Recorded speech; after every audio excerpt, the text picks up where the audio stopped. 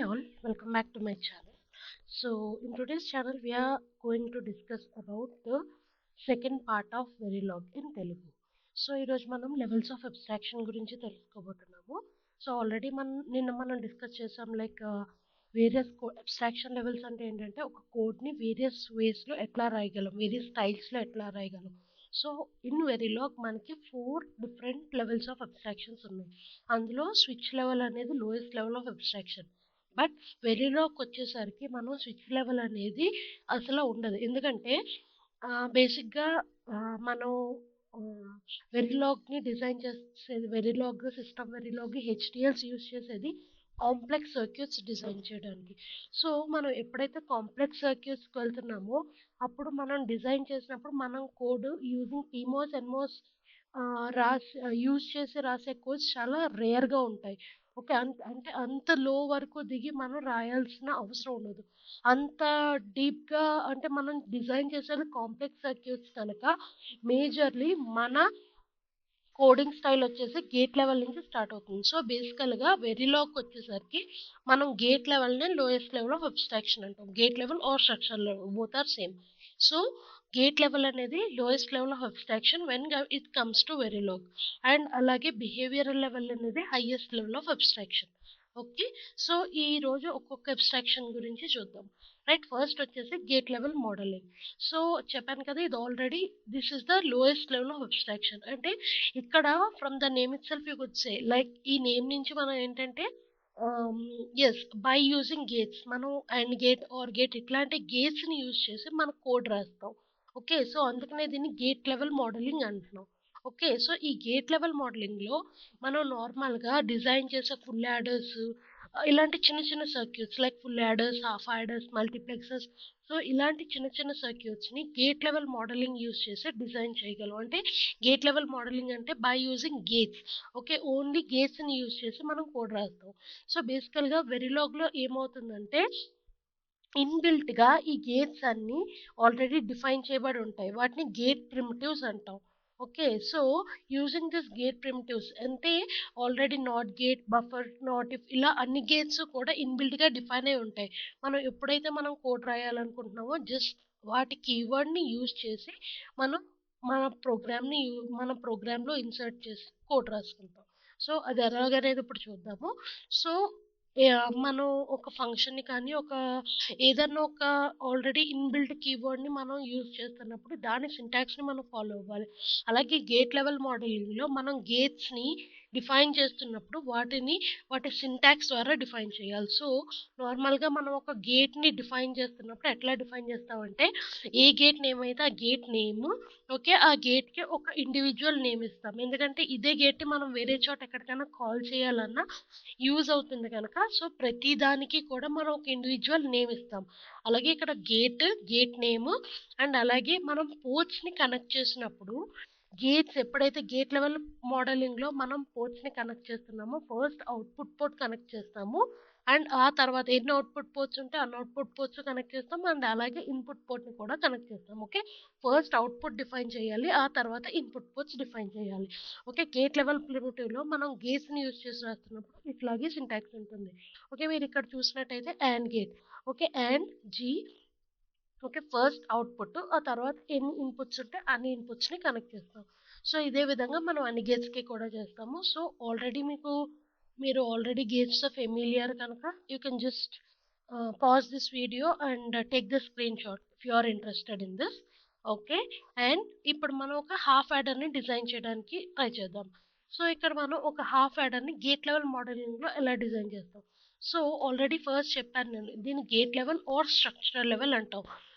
Gate లెవెల్లో మనకి ఒక కోడ్ రాయడానికి ఏది ఇంపార్టెంట్ అంటే ఒక స్ట్రక్చర్. ఓకే, ఇది మన block diagram, half adder block diagram. దీన్ని బేస్ చేసుకుని మనం ఒక స్ట్రక్చర్ గీసుకుంటాం, అవునా కదా. బేస్డ్ ఆన్ దిస్ స్ట్రక్చర్ అంటే ఈ స్ట్రక్చర్ని బేస్ చేసుకుని మనం మన కోడ్ రాస్తాం. ఎలా రాస్తాం? మీరు ఇక్కడ ఈ స్ట్రక్చర్ని చూస్తే ఇక్కడ మనకు ఒక XOR గేటు, ఒక AND గేటు ఉంది, అవును కదా. ఈ XOR గేట్ని, ఈ AND గేట్ని, అంటే మనకి ఇక్కడ ఒక XOR గేట్ ఉంది, ఒక AND గేట్ ఉంది. ఈ రెండింటిని యూజ్ చేసి మనం కోడ్ రాస్తున్నాం. బేసికల్గా everything with in module and end module. And దానికి ఒక ఇండివిడ్యువల్ నేమ్ అండ్ అలాగే ఏమేం పోర్ట్స్ ఉన్నాయి ఇక్కడ చూసినట్టయితే AB ports input ports, some carry output ports. So inputs AB, some and carry outputs.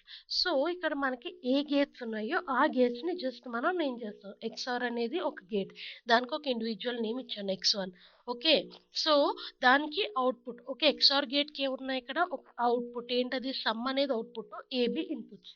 So some అనేది అవుట్పుట్, ఏబీ ఇన్పుట్స్. అలాగే carry అనేది అండ్ గేట్ అవుట్పుట్, ఏబీ అనేవి ఇన్పుట్స్. సో ఈ విధంగా మనం గేట్ లెవెల్లో కోడింగ్ రాస్తాం. గేట్ లెవెల్ కోడింగ్ అనేది చాలా ఈజీ. జస్ట్ ఇక్కడ మీకు గేట్ లెవెల్ కోడింగ్ రావాలంటే మీకు తెలియాల్సింది ఏంటంటే స్ట్రక్చర్ తెలియాలి. అందుకే దీనికి స్ట్రక్చరల్ లెవెల్ మోడలింగ్ అని కూడా అంటాం, gate level modelling or structure. So based on the structure, okay, ఎలాంటి కాంబినేషనల్ సర్క్యూట్ నన్నా ఎలాంటి సర్క్యూట్ నన్నా మీరు డిజైన్ చేయగలరు. బట్ మీకు ఇక్కడ తెలియాల్సింది ఏంటంటే స్ట్రక్చర్. ఓకే, ఆ పర్టికులర్ డిజైన్ యొక్క స్ట్రక్చర్ తెలిస్తే ఆ స్ట్రక్చర్ని బేస్ చేసుకుని జస్ట్ ఆ గేట్స్ని కాల్ చేసుకుని మనం సింపుల్గా కోడింగ్ అనేది రాసేయచ్చు. Just as easy as that. Okay, ఇది structural level modelling, right. So ఇది దానికి సంబంధించి టెస్ట్ బెంచ్. ఓకే, నేను ఆల్రెడీ మనం టెస్ట్ బెంచ్ కూడా ఎలా రాస్తామో చెప్పాను ఆల్రెడీ. సో ఒకవేళ ఇఫ్ యు ఆర్ మీరు ఎవరన్నా సరే ఆ వీడియో చూడకపోతే నేను దాని డిస్క్రిప్షన్ బాక్స్లో లింక్ చేస్తాను, you can go there and check that. Okay, so this is the another example. ఇది వేరే లైక్ అన్ని గేట్స్ని కూడా మనం కాల్ చేయాలనుకుంటే అలా కాల్ చేయొచ్చు. లైక్ ఇవి అవుట్పుట్స్, ఇవి ఇన్పుట్స్. ఓకే, ఇది జస్ట్ ఒక basic example, right. Now coming to data flow modeling. Okay, so data flow modelling అంటే ఏంటి? సో ఇది గేట్ లెవెల్ మోడలింగ్ అంటే. Next coming to data flow modelling. So data flow మోడలింగ్లో మనం gate level మోడలింగ్లో గేట్స్ని use చేసి స్ట్రక్చర్ని use చేసి రాస్తున్నాం.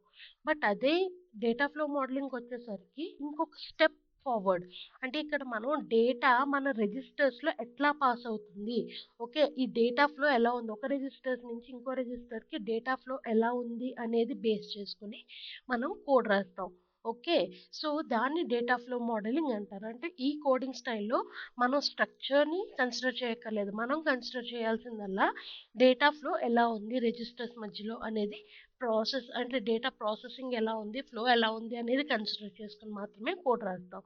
ఓకే, సో ఈ డేటా ఫ్లో మోడలింగ్లో మనం కంటిన్యూస్ అసైన్మెంట్ అనేది యూజ్ చేస్తాం. Is used in order to drive a value. Okay, మనం కంటిన్యూస్ అసైన్మెంట్ చేస్తూ ఉంటాం. కంటిన్యూస్ అసైన్మెంట్ అంటే ఏంటంటే మనం ఏ వాల్యూ అయితే ఆ, దేంట్లో అయితే మనం కోడ్ రాస్తున్నామో అది కంటిన్యూస్గా అసైన్ అవుతూ ఉంటుంది వాల్యూ దానికి. సో ఇక్కడ మేజర్గా మనం డేటా ఫ్లో మోడలింగ్కి వచ్చేసరికి మన కోడ్లో ఫస్ట్ మనం చూడాల్సింది ఎస్ఐన్ అనే కీవర్డ్. ఓకే, ఇది already inbuilt keyword. Okay, so assign అనే కీవర్డ్ యూజ్ చేసి ఆపరేటర్స్ని యూజ్ చేసి ఒక ఎక్స్ప్రెషన్ని బేస్ చేసుకొని మనం కోడ్ రాస్తాం. ఓకే, డేటా ఫ్లో మోడలింగ్లో ఇది. సో గేట్ లెవెల్ మోడలింగ్లో ఎలా అయితే గేట్స్ ఇంపార్టెంటో డేటా ఫ్లో మోడలింగ్కి వచ్చేసరికి మనకి ఆపరేటర్స్ ఇంపార్టెంట్. సో ఎందుకంటే ఆపరేటర్స్ని యూజ్ చేసుకుని మనం లాజిక్ రాస్తాం, ఎక్స్ప్రెషన్ రాస్తాం. Expression is nothing but our logic. Okay, so by using assign కీవర్డ్ని యూజ్ చేసి మనం ఎక్స్ప్రెషన్ని కన్స్ట్రక్ట్ చేస్తాం. ఎలా కన్స్ట్రక్ట్ చేస్తాం? ఆపరేటర్స్ని యూజ్ చేసి కన్స్ట్రక్ట్ చేస్తాం. ఫైన్. ఓకే, ఎట్లా ఎక్స్ప్రెషన్ అంటే ఏంటి? ప్రతి ఎక్స్ప్రెషన్కి కూడా for example A equal to B and C అనే ఎక్స్ప్రెషన్ ఉంది. సో ఇది మనకు చూస్తే దీనికి ఏ ఎక్స్ప్రెషన్ అన్నా మనకి టూ కాంపోనెంట్స్ ఉంటాయి, లైక్ ఎల్హెచ్ఎస్, ఆర్హెచ్ఎస్. అవునా కదా? సో ఇక్కడ కూడా ఎల్హెచ్ఎస్ ఆర్హెచ్ఎస్ అనేది ఉంటుంది. ఎస్ఐన్ ఎల్హెచ్ఎస్ ఈక్వల్ టు ఆర్హెచ్ఎస్, ఇదే మనం చేసేది. సో ఇక్కడ మనం ఎస్ఐన్ అనే కీవర్డ్ యూజ్ చేస్తున్నప్పుడు మనం డేటా ఫ్లో మోడలింగ్లో కంటిన్యూస్ అసైన్మెంట్ అనేది యూజ్ చేస్తున్నప్పుడు మనం కొన్ని రూల్స్ అండ్ రెగ్యులేషన్స్ ఫాలో అవ్వాలి. అందులో ఫస్ట్ ఇంపార్టెంట్ రూల్ ఏంటంటే ఎల్హెచ్ఎస్ అనేది ఎప్పుడు నెట్టే ఉండాలి. ఓకే, ఎల్హెచ్ఎస్ అనేది నెట్ డేటా టైప్ మాత్రమే ఉండాలి, బట్ రిజిస్టర్ డేటా టైప్ ఉండకూడదు. ఓకే, ఇది మేజర్ థింగ్. ఓకే, ఎందుకు నెట్ టైపే ఉండాలి, ఎందుకు రిజిస్టర్ టైప్ ఉండకూడదు? వై? బికాస్ మనం చెప్తున్నాం ఇది కంటిన్యూస్ అసైన్మెంట్ అని. అంటే వాల్యూ అనేది కంటిన్యూస్గా డ్రైవ్ చేస్తూ ఉండాలి. మనం చూసినట్టయితే మన డేటా టైప్స్లో డ్రైవ్ చేయడానికి మనం యూజ్ చేసే డేటా టైప్ ఏంటి? నెట్. రెజ్ కాదు. అందుకనే ఎప్పుడు ఎల్హెచ్ఎస్ అనేది వాల్యూస్ని కంటిన్యూస్గా డ్రైవ్ చేస్తూ ఉండాలి కాబట్టి ఎల్హెచ్ఎస్ అనేది ఎప్పుడు నెట్ టైపే ఉండాలి, బట్ రెజ్ టైప్ ఉండకూడదు. ఓకే, హోప్ మీకు అర్థమైంది అనుకుంటున్నాను. రైట్. నెక్స్ట్ ఆర్హెచ్ఎస్ అనేది either net or reg anything, ఏ డేటా టైప్ అయినా ఉండొచ్చు, బట్ ఎల్హెచ్ఎస్ మాత్రం ఎప్పుడు నెట్టే ఉండాలి. ఇది కూడా చాలా ఫ్రీక్వెంట్గా క్వశ్చన్ అడుగుతారు, లైక్ ఇంటర్వ్యూస్లో కానీ, లైక్ ఎనీ రిటర్న్ టెస్ట్లో కానీ. ఫస్ట్ ఎక్కువ అడిగేది ఏంటంటే ఎల్హెచ్ఎస్ అనేది నెట్ డేటా టైప్ ఉండొచ్చా, రెజ్ డేటా టైప్ ఉండొచ్చా, లేదా రెండు ఉండొచ్చా అనేది. ఓకే, బట్ ఎల్హెచ్ఎస్ అనేది మనం డేటా ఫ్లో మోడలింగ్లో కంటిన్యూస్ అసైన్మెంట్ యూజ్ చేస్తున్నప్పుడు అది ఎల్హెచ్ఎస్ అనేది ఎప్పుడు నెట్టే ఉండాలి, రెజ్ ఉండకూడదు. Okay, this is the thing. And అలాగే ఆర్హెచ్ఎస్ అనేది ఏదైనా ఉండొచ్చు. అండ్ అలాగే ఇక్కడ ఏమవుతుందంటే యాజ్ సూన్ యాజ్ ఆర్హెచ్ఎస్ అంటే ఇక్కడ బిఎన్సి అనేది ఎవాల్యుయేట్ అయ్యాక, అంటే బిఎన్సి అనే ఆపరేషన్ జరిగాక వెంటనే అది ఏలోకి అసైన్ అయిపోతుంది. ఓకే, ఎప్పుడైతే అసైన్ అవుతుందో అప్పుడే అది నెక్స్ట్ స్టెప్కి వెళ్తుంది. అంటిల్ అండ్ అన్లెస్ ఈ వాల్యూ అసైన్ అవ్వకుండా వేరే స్టెప్లోకి వెళ్ళదు. ఓకే, సో ఇది ఇంపార్టెంట్. బికాస్ అంటే ఇక్కడ ఏమవుతుంది, యాజ్ సూన్ యాజ్ ఎవాల్యుయేషన్ అయిపోగానే వెంటనే అది ఎల్హెచ్ఎస్లోకి అసైన్ అయిపోతుంది వాల్యూ. ఓకే, అండ్ ఆ అసైన్మెంట్ కూడా మనం కావాలంటే డిలేస్ యూజ్ చేసుకొని కొంచెం పోస్ట్ పోన్ చేసుకోవచ్చు. Okay, so this is about the data flow modelling. Okay, నేను ఆల్రెడీ చెప్పాను కదా, మనం డేటా ఫ్లో మోడలింగ్లో లాజిక్ అనేది ఆపరేటర్స్ని బేస్ చేసుకుని రాస్తాం. సో వెరిలాగ్లో మనకి ఇన్ని రకాల ఆపరేటర్స్ ఉన్నాయి: arithmetic, logical, equality, relational, bit wise, conditional, shift, reduction, concatenation, replication. So నేను ఆపరేటర్స్కి సంబంధించి అన్నీ కూడా ఇన్ డీటెయిల్డ్గా అలాంగ్ విత్ ఎగ్జాంపుల్స్ వీడియో చేశాను. నేను ఆల్రెడీ అది డిస్క్రిప్షన్లో లింక్ చేస్తాను. లైక్ మొత్తం వెరిలాగ్ ప్లేలిస్ట్ అంతా ఒక చోట ఉంటుంది, you can go there and check that. Okay, but ఈ రోజు జస్ట్ అసలు ఏంటి అంటే మీకు కూడా ఇది ఒక రిఫరెన్స్ కింద ఉంటుంది అని చెప్పి నేను ప్రతి ఆపరేటర్ని, లైక్ మెయిన్ ఆపరేటర్స్కి వచ్చేసరికి మెయిన్ ఇంపార్టెన్స్ వచ్చేసి దాని ఆపరేటర్ సింబల్ అండ్ ఎన్ని నెంబర్ ఆఫ్ ఆపరేషన్స్, ఎన్ని నెంబర్ ఆఫ్ ఆపరెంట్స్ యూజ్ చేయొచ్చు అనేది. సో ఇది ప్రతి టేబుల్ని నేను ప్రతి ఆపరేటర్కి మెన్షన్ చేశాను. ఒకవేళ మీకు కావాలి అనుకుంటే you can just pause this video and take a snapshot of that. Okay, right. So ఇది అర్థమెటిక్ ఆపరేషన్స్ చేయడానికి నార్మల్గా అర్థమెటిక్ ఆపరేటర్స్ యూజ్ చేస్తాం. అలాగే లాజికల్ ఆపరేషన్స్ చేయడానికి మనం లాజికల్ ఆపరేటర్స్. సో ఇది logical negation, logical and, logical are. Okay, so ఇక్కడ మనం గుర్తుపెట్టుకోవాల్సింది ఏంటంటే ఆపరేటర్స్ నార్మల్గా ఆటోమేటిక్ ఆపరేటర్స్కి మనకు పెద్ద ప్రాబ్లం ఉండదు, బట్ లాజికల్ ఆపరేటర్స్కి వచ్చేసరికి మీరు ఇక్కడ చూస్తే లాజికల్ ఆపరేటర్స్కి సింబల్ లాజికల్ అండ్కి 2 ends. ఇదే మనం బిట్ వైజ్ ఆపరేటర్స్కి చూస్తే ఇక్కడ సింగిల్ అండ్. ఓకే, ఇది మీకు కన్ఫ్యూజ్ అయ్యే పార్ట్ ఇక్కడ. ఓకే, సింగిల్ అండ్ ఉందంటే అది బిట్ వైజ్ ఆపరేటర్స్కి. ఓకే, లాజికల్ అండ్ అంటే 2 ends ఉంటాయి. ఓకే, ఇది మీరు కన్సిడర్ చేయాలి. Right. So bitwise operators అంటే బిట్వీన్ బిట్స్ జరుగుతుంది, అంటే ఒక బిట్కి మధ్య జరిగేది bitwise operator. Whereas logical operator అంటే బేస్డ్ ఆన్ ద లాజిక్, అంటే లాజిక్ 0 లాజిక్ 1 అనేది కన్సిడర్ చేసి చేసుకుంటుంది. ఓకే, ఇది బిట్ వైజ్ ఆపరేటర్ అంటే. అండ్ నెక్స్ట్ ఈక్వాలిటీ ఆపరేటర్స్ అంటే మనం ఒక 2 ఆపరెంట్స్ని ఇస్తే అది ఈక్వలా కాదా అని కన్సిడర్ చేసి మనకు అవుట్పుట్ని ఇచ్చేది equality operators. So again equality ఆపరేటర్స్లో మనకి 2 టైప్స్ ఉన్నాయి. ఈ రెండు చూడండి, ఇది ఈక్వాలిటీ ఆపరేటర్, ఇది కేస్ ఈక్వాలిటీ. ఓకే, సో దీనికి డిఫరెన్స్ ఏంటంటే ఈక్వాలిటీ ఆపరేటర్లో మనకి 4 టైప్స్ ఆఫ్ అవుట్పుట్స్ని ఎక్స్పెక్ట్ చేయొచ్చు. అంటే అవుట్పుట్ 0 అవ్వచ్చు, 1 అవ్వచ్చు, ఎక్స్ అవ్వచ్చు, జీ అవ్వచ్చు, ఏదన్నా అవ్వచ్చు ఆపరెన్స్ని బట్టి. For example A and B అనే 2 ఆపరెన్స్ తీసుకుంటే వీటి మధ్యన ఉండే బిట్స్ని బట్టి అవుట్పుట్ అనేది 0 అవ్వచ్చు, 1 అవ్వచ్చు, ఎక్స్ అవ్వచ్చు, జీ అవ్వచ్చు. బట్ అదే మనం కేస్ ఈక్వాలిటీకి వచ్చేసరికి అది కేస్ కాదు. లైక్ కేస్ ఈక్వాలిటీలో మనం ఓన్లీ 2 టైప్స్ ఆఫ్ అవుట్పుట్స్ మాత్రమే చూడగలం, అదేంటంటే 0, 1. ఎందుకు ఎక్స్ అండ్ జీ అనేది మనం చూడలేమంటే, సో ఇక్కడ ఏబిలో ఎక్స్ వాల్యూస్ ఉంటే అది ఆ 2 ఎక్స్ వాల్యూస్ని కూడా కంపేర్ చేసేస్తుంది. కంపేర్ చేసేసి ఎయిదర్ 1 0 అనేది మాత్రమే మనకి అవుట్పుట్ చూపిస్తుంది కేస్ ఈక్వాలిటీలో. ఓకే, నెక్స్ట్ వచ్చేసి relational operator. Okay, so relational operator అంటే మీకు ఆల్రెడీ తెలుసు, బేస్డ్ వెదర్ అది గ్రేటర్ దెనా లెస్ దెనా అనేవి చూసేది relational operator. Okay, next shift operators. In order to know left shift, right shift వీటన్నిటి గురించి తెలుసుకోవడానికి మనం యూజ్ చేసేది షిఫ్ట్ ఆపరేటర్. అగైన్ ఈ షిఫ్ట్ ఆపరేటర్లో కూడా 2 కైండ్స్ ఉన్నాయి. ఇక్కడ మనం చూసినట్టయితే 2 సింబల్స్ ఉంటే అది లాజికల్ షిఫ్ట్. ఓకే, అదే 3 సింబల్స్ ఉంటే అది అర్థమెటిక్ షిఫ్ట్. ఇప్పుడు ఇక్కడ చూడండి, ఇది 3 సింబల్స్, సో ఇది arithmetic left shift. Okay, 2 symbols ఉంటే అది లాజికల్ షిఫ్ట్. ఓకే, సో ఇది. అండ్ నెక్స్ట్ రిడక్షన్ ఆపరేటర్ కి సింబల్ ఇది. నా ఇక్కడ మీరు కన్సిడర్ చేస్తే సేమ్ ఇదే సింబల్ ని మనం బిట్ వైజ్ లో కూడా చూసాం. సో ఏది బిట్ వైజ్ ఏది రిడక్షన్ అనేది ఎలా కన్సిడర్ చేయాలి. సో మీరు బిట్ వైజ్ లో చూస్తే మనకి సింబల్స్ ఏమైనా బిట్ వైజ్ ఆపరేటర్లో ఆపరెంట్స్ 2 ఉంటాయి. బట్ అదే రిడక్షన్ ఆపరేటర్స్కి వచ్చేసరికి మనకి ఆపరెంట్స్ 1 ఉంటుంది. ఓకే, అది మీరు దాన్ని బట్టి మనం అది ఎయిదర్ బిట్ వైజ్ అండా లేదా రిడక్షన్ అండా అనేది తెలుసుకోగలం. సో రిడక్షన్ ఆపరేటర్ అనేది ఏంటంటే మనం ఒక వాల్యూని తీసుకుంటే, ఫర్ ఎగ్జాంపుల్ ఏ అనేది 1010 అనేది ఒక బిట్ తీసుకుంటే ఇది విత్ ఇన్ దిస్ అనేది మనకి రెడ్యూస్ అయ్యి ఫైనల్గా మనకి అవుట్పుట్ అనేది 1 బిట్టే ఉంటుంది. రిడక్షన్ ఆపరేటర్కి అవుట్పుట్ అనేది ఎప్పుడు 1 బిట్టే ఉంటుంది, either 1 or 0 or X anything, but only 1 bit మాత్రమే ఉంటుంది. నెక్స్ట్ ఇంపార్టెంట్ ఆపరేటర్ వచ్చేసి మోస్ట్ ఫ్రీక్వెంట్గా వాడేది conditional operator. So conditional operator అంటే based on the condition. Okay, మీరు ఒక కండిషన్ రాసి దాన్ని బట్టి అవుట్పుట్ అనేది డిసైడ్ చేస్తారు. సో ఇక్కడ చూడండి కండిషనల్ ఎక్స్ప్రెషన్. ఫర్ ఎగ్జాంపుల్ ఇక్కడ నేను ఏ అండ్ బి అనే కండిషన్ ఇచ్చాను. ఏ అండ్ బి అనే కండిషన్ కనుక ట్రూ అయితే ఓకే ఇది అవుట్పుట్ 1 ఇవ్వాలి లేదా అవుట్పుట్ 0 ఇవ్వాలి. సో ఇలా ఒక కండిషన్ ఉన్నప్పుడు మనం ఏం రాస్తామంటే అంతా కలిపి ఒకే లైన్లో రాసేయచ్చు. ఎలాగా A and B. Okay, so అప్పుడు ఏమవుతుంది, ఈ కండిషన్ కనుక ట్రూ అయితే ఫస్ట్ ఎక్స్ప్రెషన్ ఏదైతే ఉందో, ఫస్ట్ వాల్యూ ఏదైతే ఉందో అది ప్రింట్ అవుతుంది. ఒకవేళ కండిషన్ కనుక ఫాల్స్ అయితే సెకండ్ ఎక్స్ప్రెషన్ ఏదైతే ఉందో అది ప్రింట్ అవుతుంది.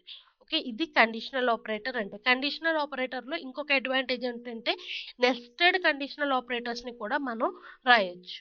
ఓకే, ఇవన్నీ కూడా నేను డీటెయిల్డ్గా ఎక్స్ప్లెయిన్ చేశాను ఆపరేటర్స్ అనే పర్టికులర్ వీడియోలో. So you can go there and check that out. Okay, next concatenation operator. So concatenation అంటే అర్థం తెలుసు కదా.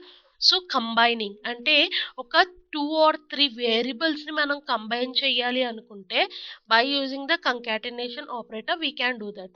అంటే ఒక 2 or 3 వేరియబుల్స్లో ఉన్న వాల్యూస్ అన్నీ కలిపి మనకు ఒకే ప్లేస్లో ఒకే బిట్ కింద ప్రింట్ అవుతుంది.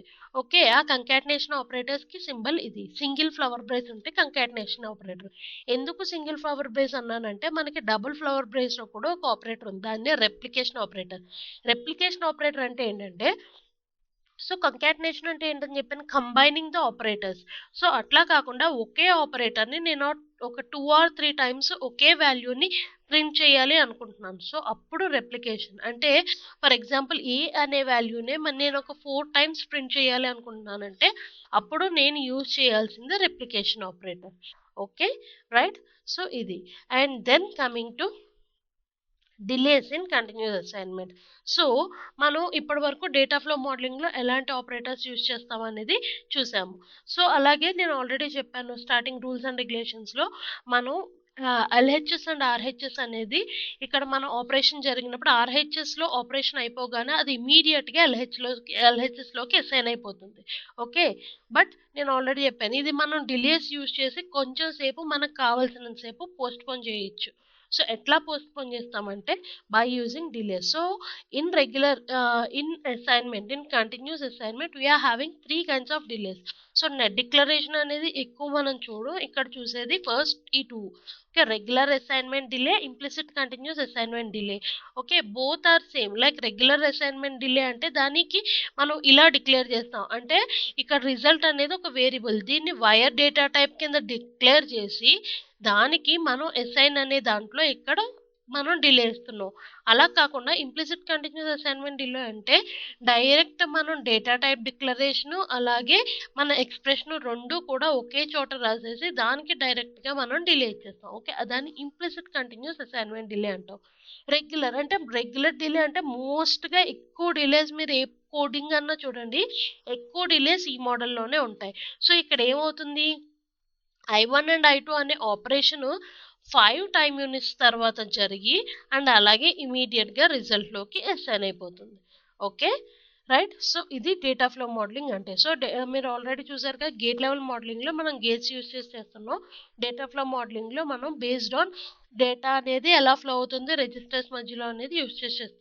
నెక్స్ట్ వచ్చేసి behavioural level modelling. Behavioural level modelling అంటే ఏంటంటే, from the name it self you can say based on the behaviour of your design. అంటే మీ డిజైన్ ఎలా బిహేవ్ చేస్తుంది, అంటే మీరు ఈ ఇన్పుట్స్ ఇస్తే మీ డిజైన్ ఎట్లా బిహేవ్ చేస్తుంది, ఎట్లా వర్క్ అవుతుంది మీరు ఇచ్చే పర్టికులర్ ఇన్పుట్స్కి అనేది బేస్ చేసుకొని మనం కోడింగ్ రాస్తాం. సో వెరీలాగ్లో బిహేవియర్ లెవెల్ మోడలింగ్ అనేది హైయెస్ట్ లెవెల్ ఆఫ్ అబ్స్ట్రాక్షన్. ఎందుకు హైయెస్ట్ లెవెల్ ఆఫ్ అబ్స్ట్రాక్షన్ అంటే, మోస్ట్ కాంప్లెక్స్ సర్క్యూట్స్ని మనం బిహేవియరల్ లెవెల్ మోడలింగ్ యూజ్ చేసే రాస్తాం. ఎందుకంటే దాని రీజన్ ఏంటంటే, చెప్పాను కదా, ఒక కాంప్లెక్స్ సర్క్యూట్స్ని డిజైన్ చేస్తున్నప్పుడు మనం గేట్ లెవెల్ వరకు దిగి ఆలోచించి కోడ్ రాస్తే అది చాలా వ్యాస్ట్ కోడ్ అయిపోతుంది, చాలా లెంతీ కోడ్ అయిపోతుంది. చిన్న సర్క్యూట్ని కూడా చాలా పెద్ద కోడ్తో డిజైన్ చేయాల్సి వస్తుంది. సో దానివల్ల ఏమవుతుంది, సిమ్యులేషన్ టైం అనేది చాలా ఎక్కువసేపు పట్టేస్తుంది. అండ్ అలాగే మన కోడ్ కూడా ఎఫిషియంట్ అవ్వదు. సో అందుకని మనం కాంప్లెక్స్ సర్క్యూట్స్ డిజైన్ చేసినప్పుడు బిహేవియరల్ లెవెల్ మోడలింగ్ యూజ్ చేసేసి, బిహేవియరల్ మోడలింగ్ అనేది advanced level, like compare to gate level modelling advanced level అని మనం చెప్పుకుంటాం. అంటే ఇక్కడ ఏంటంటే మనం ఎక్కువ బేస్డ్ ఆన్ ద లూప్స్ని యూజ్ చేసి, కండిషనల్ స్టేట్మెంట్స్ని యూజ్ చేసి కోడ్ రాస్తాం. సో దానివల్ల ఏంటంటే మన కోడ్ అనేది రెడ్యూస్ అయిపోతుంది, మన లాజిక్ అనేది చాలా ఎఫిషియెంట్గా ఉంటుంది. అండ్ అలాగే the number of lines you are writing the code is also reduced. Okay, so ఇది about behaviour level modelling. So చెప్పాను కదా, in behaviour level modelling based on the behaviour of your design you will be writing the code. So ఇక్కడ behavioural level మోడలింగ్లో మనకి structured procedural blocks అని ఉంటాయి. So ఈ using this structured procedural blocks you will be writing the code. Okay, ఇందులో మనకి 2 types of procedural blocks ఉంటాయి. ఒకటి initial block, second always block. Okay, so ఈరోజు మనం ఇనీషియల్ బ్లాక్, ఆల్వేస్ బ్లాక్ అంటే ఏంటో చూద్దాము. ఇనీషియల్ బ్లాక్ అంటే ఏంటంటే, from the name it self you can say like initial అంటే ఓన్లీ ఈ బ్లాక్ ఎప్పుడన్నా సరే మనం వెరీలాగ్లో ఈ బ్లాక్లో మనం కోడ్ రాస్తే అది ఓన్లీ ఒక్కసారి ఎగ్జిక్యూట్, ఒక్కసారి సిమ్యులేట్ అవుతుంది. ఓకే, సో అండ్ అలాగే ఇంకొక థింగ్ ఏంటంటే, ఇనీషియల్ బ్లాక్ అనేది నాన్ సింథసైజబుల్ బ్లాక్. ఓకే, సో అందుకనే మనం మోస్ట్గా నాన్ సింథసైజబుల్ బ్లాక్ కనుక దాన్ని టెస్ట్ బెంచ్లో యూజ్ చేస్తాం, ఆర్టీఎల్లో యూజ్ చేయడం కుదరదు. ఓకే, అండ్ ఇనీషియల్ మన కోడ్లో ఎన్ని ఇనీషియల్ బ్లాక్స్ కావాలంటే అన్ని ఇనీషియల్ బ్లాక్స్ రాసుకోవచ్చు. ఓకే, బట్ ఫర్ ఎగ్జాంపుల్ మన కోడ్లో 4 ఇనీషియల్ బ్లాక్స్ ఉంటే అన్ని ఇనీషియల్ బ్లాక్స్ కూడా 0 టైంకే స్టార్ట్ అవుతాయి. ఓకే, సో ప్యారలల్గా ఎగ్జిక్యూట్ అవ్వడం, ప్యారలల్గా సిమ్యులేట్ అవుతాయి. ఇనీషియల్ బ్లాక్స్లో మనం ఏం రాసినా సరే అవన్నీ ప్యారలల్గా ఎగ్జిక్యూట్ అవుతాయి. అంటే ఎన్ని ఇనీషియల్ బ్లాక్స్ ఉంటే అన్ని ఇనీషియల్ బ్లాక్స్లో ఏం రాసినా అని కాదు, ఎన్ని ఇనీషియల్ బ్లాక్స్ ఉంటే మన కోడ్లో అన్ని ఇనీషియల్ బ్లాక్స్ ప్యారలల్గా ఎగ్జిక్యూట్ అయిపోతాయి. అలాగే మన ఇనీషియల్ బ్లాక్లో కనుక ఒకటి కన్నా ఎక్కువ స్టేట్మెంట్స్ ఉంటే దాన్ని మనం within begin and end statements మధ్యలో within begin and end మనం పెట్టి రాయాలి. Okay, right. సో ఇది ఇనీషియల్ బ్లాక్స్ గురించి. అలాగే ఇంకొక మేజర్ థింగ్ మనం గుర్తుపెట్టుకోవాల్సింది ఏంటంటే, నెస్టెడ్ ఇనీషియల్ బ్లాక్స్. అంటే ఒక ఇనీషియల్ బ్లాక్ రాస్తే ఆ ఇనీషియల్ బ్లాక్ని ఎండ్ చేశాకనే ఇంకొక ఇనీషియల్ బ్లాక్ని స్టార్ట్ చేయాలి. ఓకే, అలాగే ఇది ఎండ్ చేయకుండా ఇంకొక ఇనీషియల్ బ్లాక్ని మనం స్టార్ట్ చేయకూడదు. ఓకే, దెన్ అది మనకి ఎర్రర్ని త్రో చేస్తుంది. Okay, right. సో ఇక్కడ చూడండి, ఇది మన కోడ్, ఇది ఎగ్జాంపుల్ చెప్పాను కదా, ఎన్ని ఇనీషియల్ బ్లాక్స్ అన్నా చూడండి, ఇక్కడ మనకి 3 ఇనీషియల్ బ్లాక్స్ ఉంటాయి. సో అన్ని ఇనీషియల్ బ్లాక్స్ కూడా 0 టైం యూనిట్కే స్టార్ట్ అవుతాయి. సో ప్రతి స్టేట్మెంట్ కూడా ఇందులో ప్యారలల్గానే ఎగ్జిక్యూట్ అవుతాయి ఒక్కొక్కటి, అంటే బేస్డ్ ఆన్ ద డిలేస్. ఇప్పుడు ఇక్కడ చూడండి, ఇది డిలే ఉంది, సో ఇది 5 time units of delay start అవుతుంది. బట్ ఇనీషియలైజేషన్ అనేది స్టార్టింగ్ అనేది మాత్రం 3 కూడా 0 టైంకే స్టార్ట్ అవుతాయి. అది ఇనీషియల్ బ్లాక్ అంటే. ఓకే, అండ్ అలాగే మనం వన్స్ ఒక ఇనీషియల్ బ్లాక్ రాస్తే అది ఓన్లీ 1 టైం మాత్రమే ఎగ్జిక్యూట్ అవుతుంది, మళ్ళీ ఎగ్జిక్యూట్ అవుతుంది. ఇది మీరు గుర్తుపెట్టుకోవాలి. Right, next coming to always block, entire opposite of initial block. So initial block చెప్పాను కదా ఒక్కసారి ఎగ్జిక్యూట్ అవుతుంది, బట్ ఆల్వేస్ బ్లాక్ వచ్చేసి మల్టిపుల్ టైమ్స్, మనకి ఎన్నిసార్లు కావాలంటే అన్నిసార్లు మనం దీన్ని సిమ్యులేట్ చేయొచ్చు. ఓకే. అండ్ అలాగే ఆల్వేస్ బ్లాక్ మనం డిఫరెన్సెస్ చూసుకుంటే ఇనీషియల్ బ్లాక్ అనేది ఒక్కసారే సిమ్యులేట్ అవుతుంది. వెరాజ్ ఆల్వేస్ బ్లాక్ అనేది మనకి ఎన్ని టైమ్స్ కావాలంటే అన్ని టైమ్స్ ఎగ్జిక్యూట్ చేయొచ్చు బేస్డ్ ఆన్ ద కండిషన్. మన కండిషన్ని బేస్ చేసుకొని అది ఎన్ని సార్లు కావాలంటే అన్ని సార్లు ఎగ్జిక్యూట్ చేయొచ్చు. అలాగే ఆల్వేస్ బ్లాక్ వచ్చేసి సింథసైజబుల్, ఇనీషియల్ బ్లాక్ వచ్చేసి నాన్ సింథసైజబుల్. ఓకే. అందుకనే ఎక్కువ మనం ఆల్వేస్ బ్లాక్ కనుక చూసుకుంటే ఆర్టీఎల్ కోడ్‌లోనే యూజ్ చేస్తాం. అలాగని ఇది టెస్ట్ బెంచ్‌లో యూజ్ చేయకూడదా అంటే చేయొచ్చు. బట్ మోస్ట్‌గా సింథసైజబుల్ కనుక ఆర్టీఎల్‌లో యూజ్ చేస్తాం. నాన్ సింథసైజబుల్ ఎక్కువ టెస్ట్ బెంచ్‌లో యూజ్ చేస్తాం. బట్ ఇది ఇలాగే చేయాలని కాదు. మోస్ట్‌గా ఇలా చేస్తామని చెప్తున్నాం అంతే. ఓకే.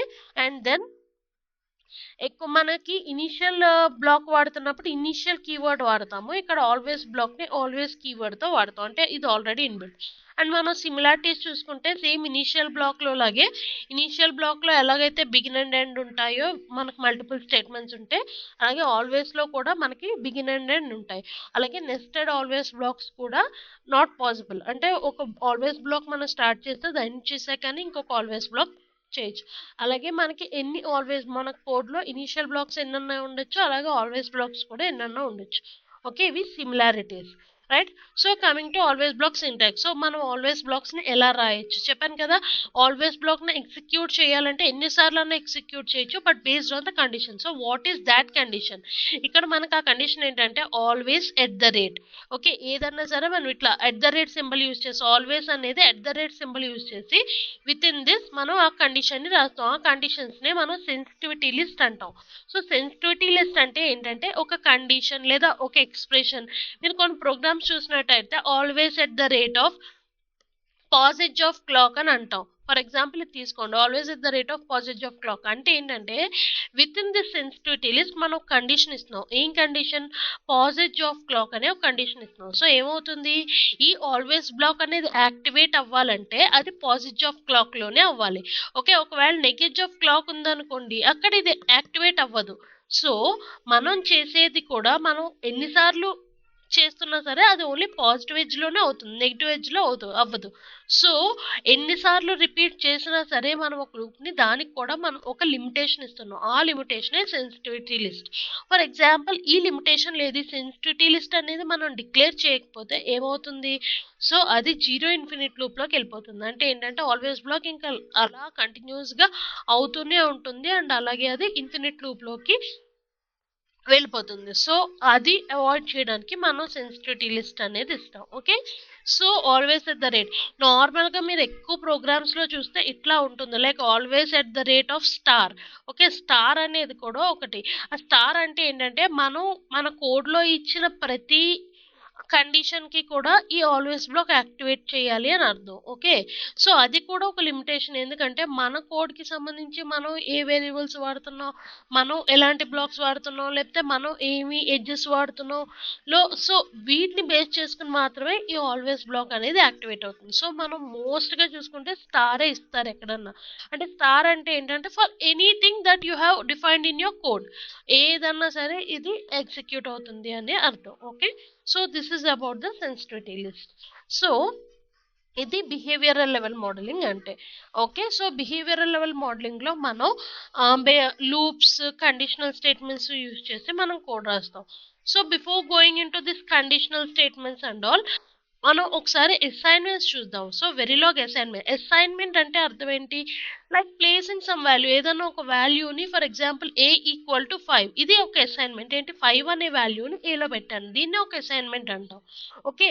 సో ఇలాంటి అసైన్‌మెంట్స్ మనకి వెరిలాగ్‌లో 3 కైండ్స్ ఉన్నాయి. ఒకటి continuous, second procedural, third procedural continuous. So continuous assignment మనం ఆల్రెడీ చూసాం ముందర data flow modelling. So data flow మోడలింగ్‌లో కంటిన్యూస్ అసైన్‌మెంట్ జరుగుతుంది. సో కంటిన్యూస్ అసైన్‌మెంట్ అంటే అర్థం ఏంటి? ఇక్కడ యాజ్ సూన్ కంటిన్యూస్‌గా వాల్యూస్ అనేవి అసైన్ అవుతాయి. And as soon as LHS = RHS అనే ఎక్స్‌ప్రెషన్ తీసుకుంటే as soon as RHS is updated like RHS update అయిన వెంటనే అది LHSలోకి అసైన్ చేసేస్తుంది కంటిన్యూస్‌గా. సో అందుకని దాన్ని continuous assignment. But procedural assignment అంటే అసైన్‌మెంట్ అవుతుంది. RHS నుంచి LHSకి అసైన్‌మెంట్ అవుతుంది. But based on some procedure. Procedures అంటే based on the procedural block యొక్క స్టేట్మెంట్స్ బట్టి ప్రొసీజరల్ బ్లాక్లో మనం యూజ్ చేసే కండిషన్ బట్టి అసైన్మెంట్ జరుగుతుంది. ఓకే, అది డిఫరెన్స్ కంటిన్యూస్కి ప్రొసీజరల్కి. సో అగైన్ ప్రొసీజరల్ అసైన్మెంట్స్లో మనకి 2 kinds ఆఫ్ అసైన్మెంట్స్ ఉన్నాయి. అదేంటంటే blocking assignment, non blocking assignment. Okay, ఇది చాలా ఇంపార్టెంట్ కాన్సెప్ట్. వెరీలాగ్ మొత్తానికి బ్లాకింగ్ అండ్ నాన్ బ్లాకింగ్ అనేది చాలా కన్ఫ్యూజింగ్ అండ్ అలాగే చాలా ఇంపార్టెంట్ కాన్సెప్ట్ అని కూడా చెప్పచ్చు. సో బ్లాకింగ్ అసైన్మెంట్ అంటే ఏంటంటే వెరీ సింపుల్. లైక్ మనం ఒక a=5 ఇది ఇచ్చామనుకోండి, a=5 అనేది ఇస్తే ఇది బ్లాకింగ్ స్టేట్మెంట్. ఓకే, దీన్నే ఏ arrow equal to like less than or equal to 5 అని ఇస్తే ఇది నాన్ బ్లాకింగ్ స్టేట్మెంట్ అంతే. ఓకే, సో ఈరోజు మనం దీనికి మధ్య డిఫరెన్స్ ఏంటి, అసలు ఎందుకు మనం నాన్ బ్లాకింగ్ స్టేట్మెంట్స్కి వస్తున్నాం. సో బేసికల్గా బ్లాకింగ్ స్టేట్మెంట్స్ వల్ల రేస్ అరౌండ్ కండిషన్స్ ఎగ్జిస్ట్ అవుతాయి. అసలు రేస్ అరౌండ్ కండిషన్స్ అంటే ఏంటి, నాన్ బ్లాకింగ్ స్టేట్మెంట్స్కి ఎందుకు వచ్చామనేది చూద్దాం. Right, so non blocking procedural assignments అంటే చెప్పాను కదా, ఇది సింబల్ వాటికి. రైట్, సో ఇది ఇప్పుడు ఈ ఎగ్జాంపుల్ని చూద్దాం మనం. Okay, so always at the rate ఇదంతా వదిలేయండి, జస్ట్ 3 స్టేట్మెంట్స్ని చూడండి. ఫర్ ఎగ్జాంపుల్ దీనికి మనం బ్లాకింగ్ స్టేట్మెంట్ ఇచ్చామంటే ఏమవుతుంది, నాన్ బ్లాకింగ్ స్టేట్మెంట్ ఇస్తే ఏమవుతుంది. So blocking statement for example ఇది లేదు, ఇది ఉంది. ఓకే, మనం బ్లాకింగ్ ఈక్వల్ టు అంటే బ్లాకింగ్ కదా, బ్లాకింగ్ స్టేట్మెంట్ ఇస్తే ఏమవుతుందంటే ఏ ఆర్ బి అనేది ఎవాల్యుయేట్ అయిన వెంటనే, అంటే ఏ ఆర్ బి ఎక్స్ప్రెషన్ అనేది ఎవాల్యుయేట్ అయిపోయిన వెంటనే అది ఎక్స్లోకి అసైన్ అయిపోతుంది. ఎక్స్లోకి అసైన్ అయ్యాకనే నెక్స్ట్ ఆపరేషన్ జరుగుతుంది. ఎక్స్లోకి అసైన్ అయ్యే వరకు కూడా నెక్స్ట్ ఆపరేషన్ జరగదు, అందుకే దాన్ని బ్లాకింగ్ అంటే ఒక స్టేట్మెంట్ ఎగ్జిక్యూట్ అయ్యాకనే మిగతా స్టేట్మెంట్స్ని ఎగ్జిక్యూట్ చేస్తుంది. అంతవరకు మిగతా స్టేట్మెంట్స్ ఎన్ని ఉంటే అన్నిటిని బ్లాక్ చేస్తుంది, అందుకే వాటిని నాన్ బ్లాకింగ్ స్టేట్మెంట్స్ అంటాం. ఓకే, సో నెక్స్ట్ ఇది ఎవాల్యుయేట్ అవుతుంది. ఇది ఎవాల్యుయేట్ అయ్యాక తర్వాత అసైన్ అయ్యాక మాత్రమే థర్డ్ వస్తుంది. అలాగే థర్డ్ ఎవాల్యుయేట్ అయ్యి అసైన్ అయ్యాక మాత్రమే నెక్స్ట్కి వెళ్తుంది. ఇలా ఎన్ని స్టేట్మెంట్స్ ఉంటే అన్ని స్టేట్మెంట్స్ కూడా ఒకదాని తర్వాత ఒకటి సీక్వెన్షియల్ ఆర్డర్లో వెళ్తూ ఉంటాయి. ఓకే, ఇది బ్లాకింగ్ స్టేట్మెంట్స్. ఇదే మనం నాన్ బ్లాకింగ్ స్టేట్మెంట్స్కి కనుక చూసుకుంటే రైట్, ఇక్కడ ఇవాల్యుయేషన్ జరిగిపోతుంది ఏ ఆర్ బి అనేది, బట్ అసైన్ అవ్వదు.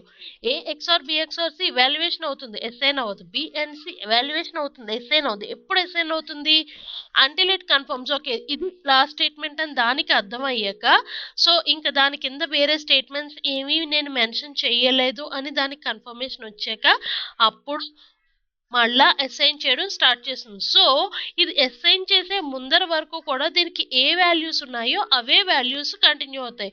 ఓకే, సో లాస్ట్ స్టేట్మెంట్ వరకు కూడా వీటికి బిఫోర్ వాల్యూసే ఉంటాయి. ఓకే, వీటి ఫ్రెష్ వాల్యూస్ అనేవి వీటికి అసైన్ అవ్వవు. Right, clear. ఇది బ్లాకింగ్ అండ్ నాన్ బ్లాకింగ్ స్టేట్మెంట్స్కి మధ్యన ఉన్న డిఫరెన్స్. సో ఈ డిఫరెన్స్ వల్ల మనకు వచ్చే లాభం ఏంటి, like what are we taking advantage of this blocking and non blocking statements. So ఒక ఎగ్జాంపుల్ చూద్దాం. సో ఇక్కడ చూడండి, నేను ఇక్కడ 2 always blocks, either 1 always block or 2 always blocks ఏదైనా సరే మీకు ఆల్రెడీ తెలుసు. ఆల్వేస్ బ్లాక్స్ ఏదన్నా సరే 0 టైం యూనిట్లో స్టార్ట్ అవుతాయి. సో ఇక్కడ మనం ఈ 2 బ్లాక్స్ తీసుకున్నప్పుడు రెండుకి మనం రెండింటికి ఏమీ డిలేస్ ఇవ్వలేదు కనుక 2 0 టైంలోనే స్టార్ట్ అవుతాయి. సో 2 0 టైంలో స్టార్ట్ అయినప్పుడు ఎయిదర్ ఇది ఫస్ట్ ఎగ్జిక్యూట్ అవ్వచ్చు లేదా ఇది ఫస్ట్ ఎగ్జిక్యూట్ అవ్వచ్చు, అది మనం చెప్పలేం కనుక. So based on the simulator జరుగుతుంది కనుక సో ఫస్ట్ ఇది ఎగ్జిక్యూట్ అయింది అనుకుందాం. ఇది ఎగ్జిక్యూట్ అవుతే ఏమవుతుంది, బి వాల్యూ ఎంత ఇక్కడ 0. సో అది ఏలోకి అసైన్ అయిపోతుంది. సో ఏ వాల్యూ ఏమవుతుంది ఇప్పుడు 0 ఉంటుంది. ఓకే, సో ఇక్కడ నెక్స్ట్ ఇది ఎగ్జిక్యూట్ అవుతుంది. సో ఇక్కడికి ఎగ్జిక్యూట్ అయ్యేటప్పటికి ఎందుకంటే ఇది స్టార్ట్ అయిపోయింది, ఈ ఆల్వేస్ బ్లాక్ స్టార్ట్ అయినప్పుడు ఇందులో స్టేట్మెంట్స్ అన్ని ఎగ్జిక్యూట్ అయ్యాకనే అప్పుడు మనకి ఇది స్టార్ట్ అవుతుంది, అవును కదా. సో ఇక్కడ ఏమవుతుంది, ఏ వాల్యూ ఎంత ఇక్కడ యాక్చువల్గా 1, బట్ ఇక్కడ నేను అసైన్ చేసి ఇక్కడ మనం బ్లాకింగ్ స్టేట్మెంట్స్ వాడాం కనుక బి వాల్యూ ఏలోకి అసైన్ అయిపోయింది.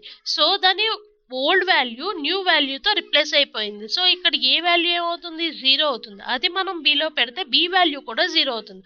సో మనకి ఇక్కడ కావాల్సింది ఏంటంటే ఇక్కడ యాక్చువల్గా ఏ వాల్యూ 1 బి వాల్యూ 0. సో నేను ఏం చేద్దాం అనుకున్నానంటే ఏ వాల్యూ 0 బి వాల్యూ 1 అంటే ఫ్లిప్ చేద్దాం అనుకున్నాను. బట్ ఫైనల్గా మనకు అవుట్పుట్ ఏమొచ్చింది, 0 వచ్చింది. ఓకే. సో ఇదే ప్రాబ్లం మనం నాన్ బ్లాకింగ్ స్టేట్మెంట్స్లో చేస్తే ఏమవుతుంది? ఓకే. సో నాన్ బ్లాకింగ్ స్టేట్మెంట్స్లో చేసినప్పుడు చెప్పాను, ఫస్ట్ బి వాల్యూ 0 అసైన్ అయిపోతుంది. అసైన్ అయినా ఇక్కడికి ఏలోకి బి వాల్యూ బిలో 0 అయినా సరే అది ఏలోకి అసైన్ అవ్వదు. అలాగే నెక్స్ట్ ఏ వాల్యూ ఏవో నెక్స్ట్ స్టెప్కి వస్తుంది. ఏ వాల్యూ ఎంత 1. ఓకే. ఆ 1 ఇక్కడే ఉంటుంది. ఓకే. ఆ తర్వాత ఇక్కడ ఇంకేమి స్టేట్మెంట్స్ లేవు అని డిసైడ్ అయ్యాక అప్పుడు అసైన్మెంట్ చేస్తుంది. సో ఇక్కడ ఏ వాల్యూ ఏమవుతుంది, ఫైనల్గా ఏ వాల్యూ 0 అవుతుంది, బి వాల్యూ 1 అవుతుంది. సో నాకు కావాల్సింది ఇదే కదా, రైట్? సో ఇది రేస్ అరౌండ్ కండిషన్ అంటే. సో రేస్ అరౌండ్ కండిషన్ అంటే ఏంటంటే మనం ఎట్ ఏ టైం 2-3 ప్రోగ్రామ్స్ చేస్తున్నప్పుడు, 2-3 ఎగ్జిక్యూషన్స్ ఎట్ ఏ టైం ప్యారలల్గా జరుగుతున్నప్పుడు, ఓకే, అప్పుడు వాల్యూస్ అనేవి మనకి కావాల్సినట్టు వెళ్లకుండా మిస్ మ్యాచ్ అయిపోతాయి బ్లాకింగ్ స్టేట్మెంట్స్ వాడడం వల్ల. సో దాన్ని అవాయిడ్ చేయడానికి మనం రేసర్ నాన్ బ్లాకింగ్ స్టేట్మెంట్స్ అనేది యూజ్ చేస్తాం. ఓకే. సో మీకు అర్థమైంది అనుకుంటున్నాను. Just let me give you small one more example. So అసలు ఇక్కడ ఏమవుతుంది, ఇంటర్నల్గా ఏమవుతుంది అసలు, ఇది ఇక్కడ మనం చూసాం. ఫైన్, ఎందుకు ఇలా అవుతుంది అనేది, ఇంటర్నల్గా ఎలా అవుతుంది అనేది చూద్దాం. So if you see here, ఇది ఒక code. Okay. So same code ఇక్కడ చూస్తే మీరు సేమ్ కోడ్, బట్ ఇక్కడ నా డిఫరెన్స్ ఏంటంటే ఇక్కడ నాన్ బ్లాకింగ్ అసైన్మెంట్స్ వాడాను, ఇక్కడ బ్లాకింగ్ అసైన్మెంట్స్ వాడాను. సో అసలు ఏం జరుగుతుంది, ఫర్ ఎగ్జాంపుల్ మనం వాల్యూస్ కొన్ని వాల్యూస్ తీసుకుందాం. Q1 0, ఓకే, Q2 1, ఇన్పుట్ 1, ఇలాగా 3 వాల్యూస్ తీసుకున్నాం. ఓకే. అలాగే దీనికి కూడా సేమ్, Q1 0, Q2 1, ఇన్పుట్ 1, ఇలా 3 వాల్యూస్ తీసుకున్నాం. సో ఇక్కడికి వచ్చేసరికి ఫస్ట్ బ్లాకింగ్ చూద్దాం. బ్లాకింగ్ వచ్చేసరికి ఏమవుతుంది, ఇన్పుట్ వాల్యూ ఎంత, రైట్? Input value 1. ఓకే. అది Q1లోకి అసైన్ అయిపోతుంది ఫస్ట్. సో Q1 వాల్యూ ఏమవుతుంది, Q1 వాల్యూ 0 అవుతుంది. ఓకే. సారీ, Q1 వాల్యూ 0 అయినా కూడా ఇన్పుట్ వాల్యూ 1 దీంట్లోకి అసైన్ అయిపోతుంది. సో Q1 వాల్యూ రిప్లేస్ అయిపోతుంది 0 నుంచి 1కి. ఓకే. నౌ ఇక్కడ Q1 వాల్యూ ఎంత ఇప్పుడు 1, అది Q2లోకి వెళ్తుంది. అంటే Q2 వాల్యూ ఆల్రెడీ 1, బట్ ఇది ఓల్డ్ వాల్యూతో రిప్లేస్ అయిపోతుంది 1. సో Q2 వాల్యూ ఎంత 1, అది అవుట్పుట్లోకి వెళ్తుంది. సో ఫైనల్గా అవుట్పుట్లోకి వచ్చే వాల్యూ ఏంటి మనకి, ఇక్కడ మనం చూసుకుంటే ఇవన్నీ రిప్లేస్ అయ్యాక ఫైనల్గా మనకు అవుట్పుట్లోకి వచ్చేది ఓన్లీ ఇన్పుట్ వాల్యూ.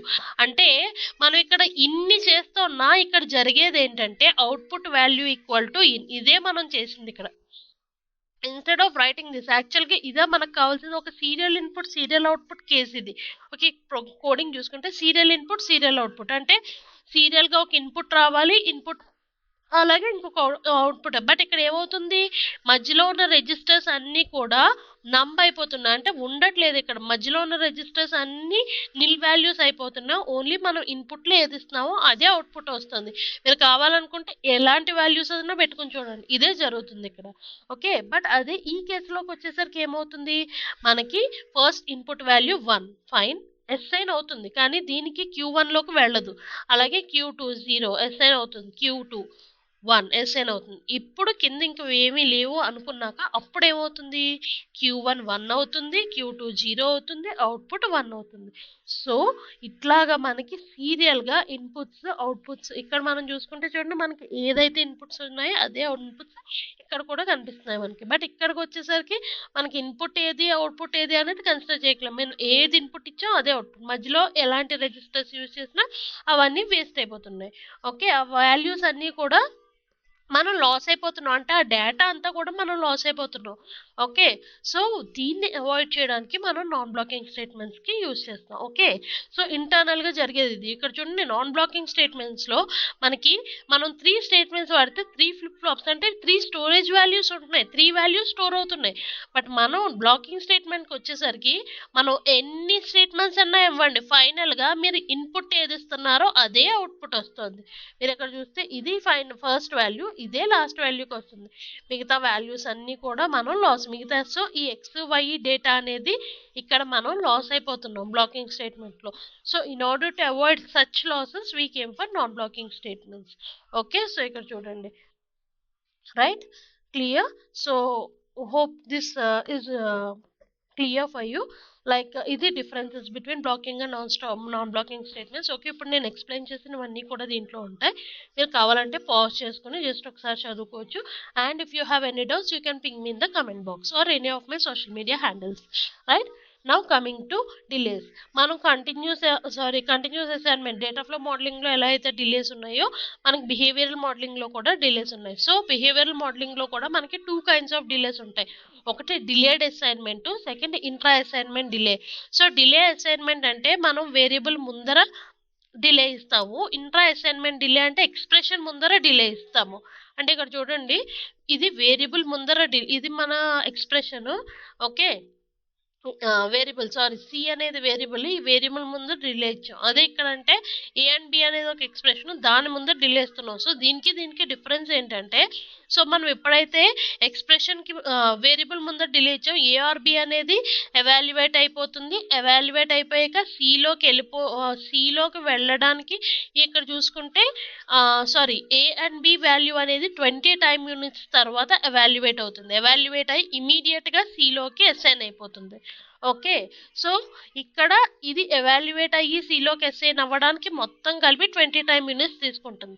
బట్ ఇది ఇంట్రా అసైన్మెంట్ డిలే అంటే ఇక్కడ ఏ అండ్ బి వాల్యూ అనేది ఎగ్జిక్యూట్ అయిపోతుంది. ఓకే, అంటే ఎవాల్యుయేట్ అయిపోద్ది. బట్ అది డీలోకి వెళ్ళడానికి 50 టైమ్ యూనిట్స్ గ్యాప్ తీసుకుంటుంది.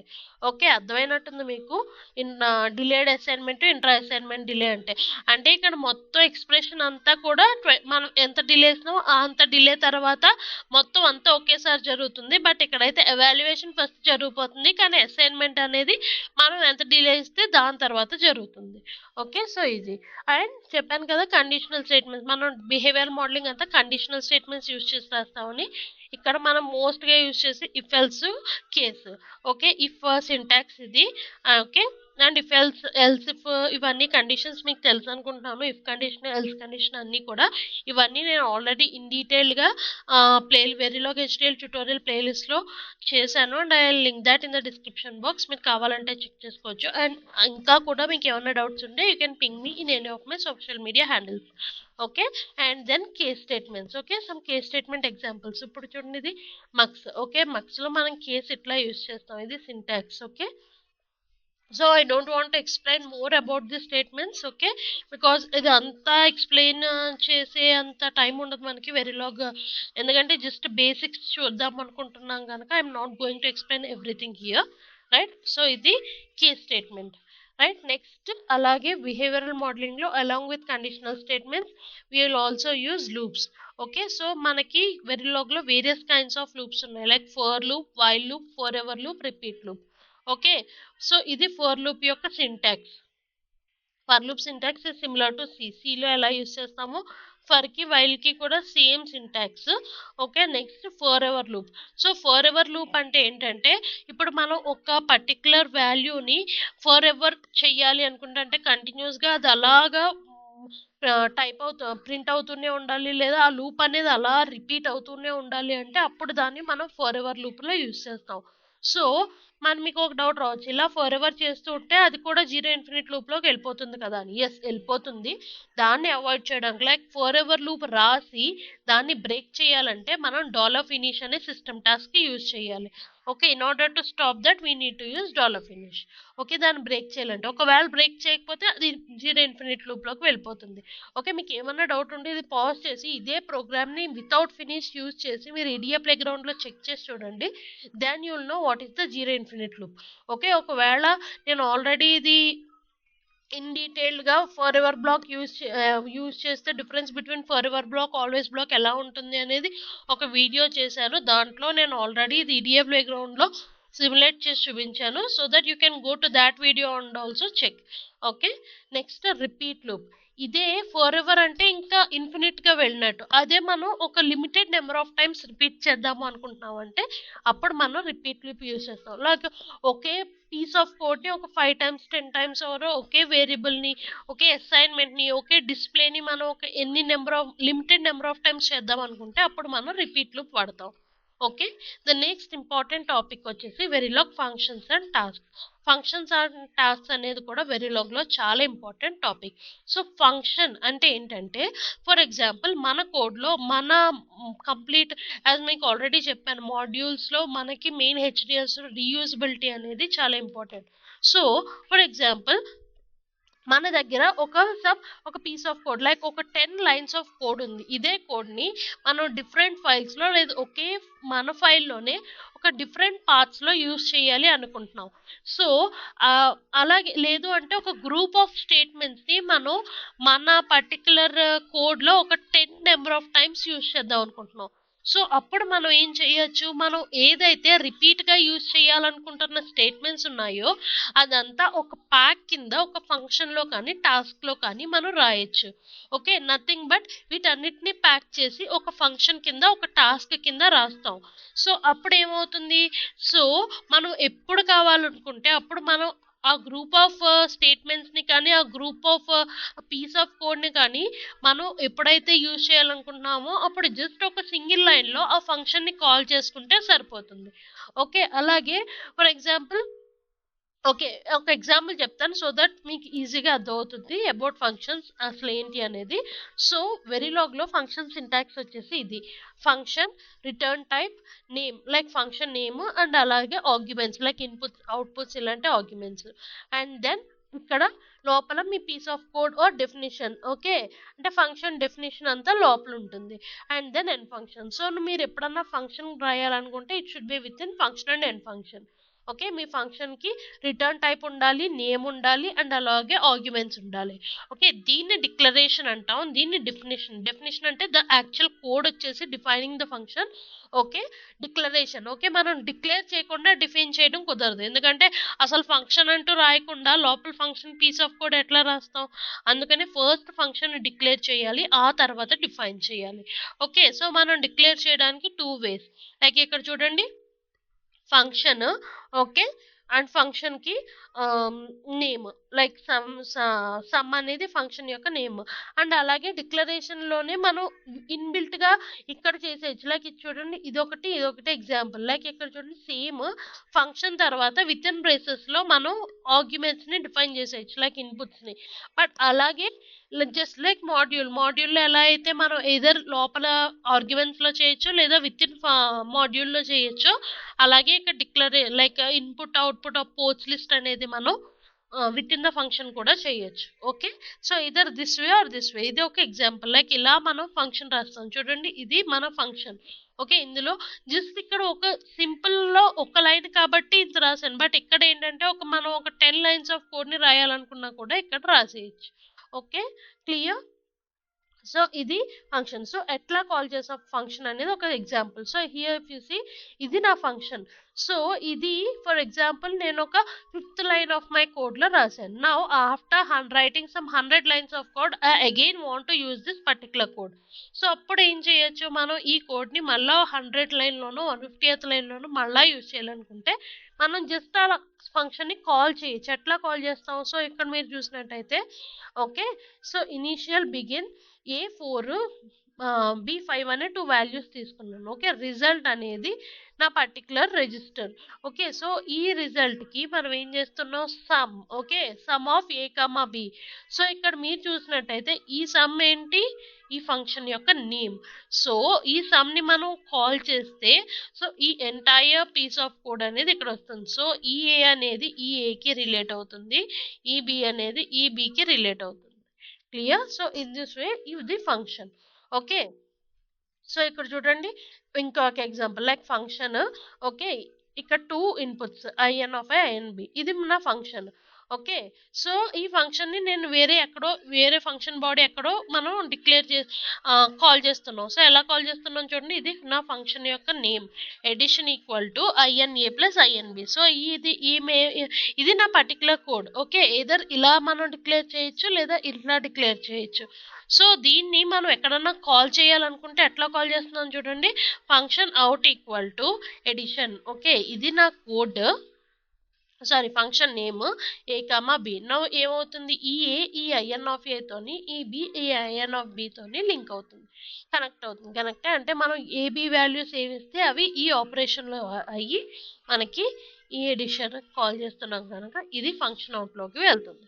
సో ఇలాగా మనం ఒకే పీస్ ఆఫ్ కోడ్ని మనం వేరియస్ ఇన్పుట్స్ ఇచ్చి కూడా మనం యూజ్ చేయొచ్చు. సో ఇది రీయూజబిలిటీ అంటే, రైట్. సో హోప్ మీకు ఫంక్షన్స్ అర్థమైంది అనుకుంటున్నాను. లైక్ అండ్ ఫంక్షన్స్కి కొన్ని లిమిటేషన్స్ ఉన్నాయి.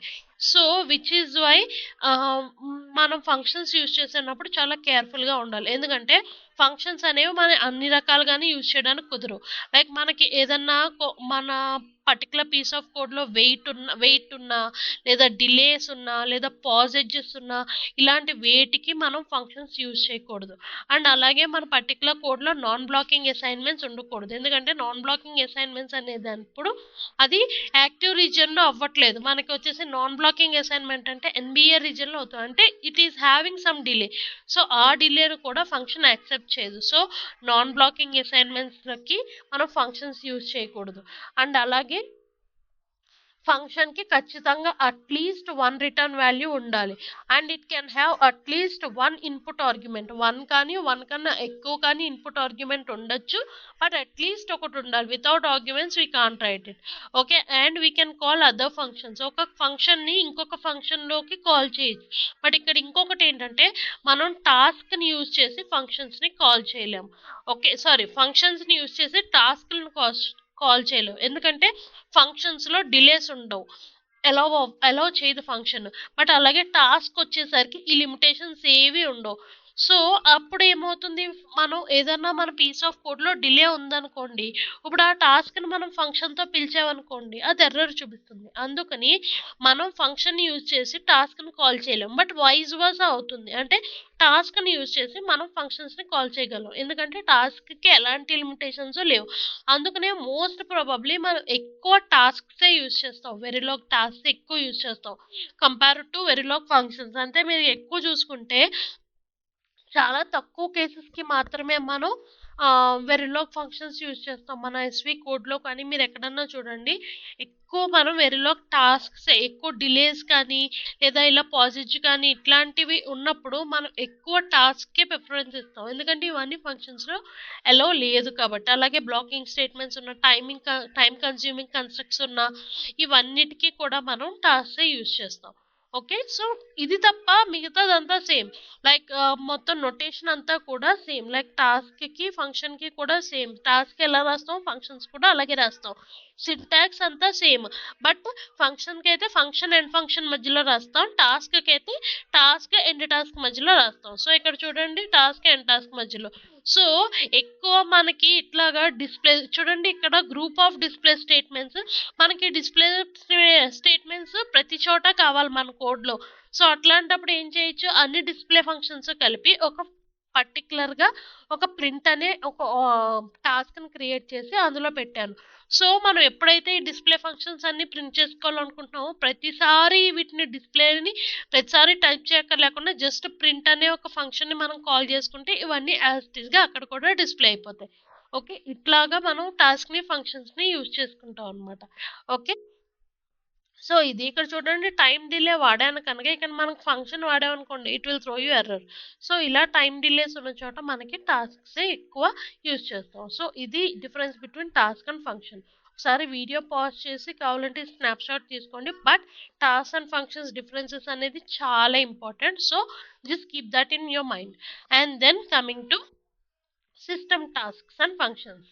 సో మీరు ప్రతి దాంట్లో చూసుంటారు dollar display, dollar monitor. So నార్మల్గా డిస్ప్లే చేయడానికి మనకి సి లాంగ్వేజ్లో ప్రింట్ ఎలా ఉంటుంది, అలాగే మనకి వెరిలాగ్లో 4 kinds ఆఫ్ డిస్ప్లే టాస్క్స్ ఉన్నాయి, అంటే డిస్ప్లే చేయడానికి.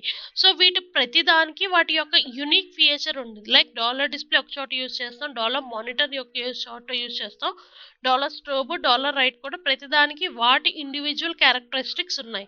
ఓకే, సో వీటిని డిస్ప్లే టాస్క్ అంటే మనం ఎప్పుడన్నా ఇవి ఆల్రెడీ ఇన్బిల్ట్గా ఉంటాయి. సో మనం జస్ట్ ఏదైనా టైప్ చేయాలనుకుంటే మీరు ఇక్కడ చూడండి, టైప్ చేయాలనుకున్నప్పుడు so based on our usage, మన యూజ్ని బట్టి డాలర్ డిస్ప్లే కావాలా, డాలర్ మానిటర్ కావాలా, డాలర్ స్టాప్ కావాలా, డాలర్ రైట్ కావాలా, ఎనీథింగ్. ఓకే, సో ఇవి వాటి యూసేజెస్. సో దీనికి ఆల్రెడీ నేను వీడియో చేశాను. Like what is the difference between display monitor, dollar display, dollar మానిటర్కి డిఫరెన్స్ ఏంటి, డాలర్ రైట్కి డాలర్ స్ట్రోబ్కి డిఫరెన్స్ ఏంటి అనేది నేను ఆల్రెడీ వీడియో చేశాను, సిస్టమ్ టాస్క్ అని. You can go there and check that out. Okay, in clear with examples explain చేశాను అది. Right, next compiler directives. Okay, మనకి వేరియస్ కంపైలర్ డైరెక్టివ్స్ ఉన్నాయి. కంపైలర్ డైరెక్టివ్స్ అంటే ఏంటంటే నార్మల్గా అవి while we compile the code, how the compiler is compiling the code, like ఎలా compile మన పర్టికులర్ కోడ్ ఉంటే అది ఎట్లా కంపైల్ అవుతుంది అనేది మనకి చెప్తాయి. ఓకే, సో ప్రతి కంపైలర్ డైరెక్టివ్కి మనం బ్యాక్ కోడ్ యూజ్ చేస్తాం. ఓకే, వాటిని టిక్ డిఫైన్ అంటాం.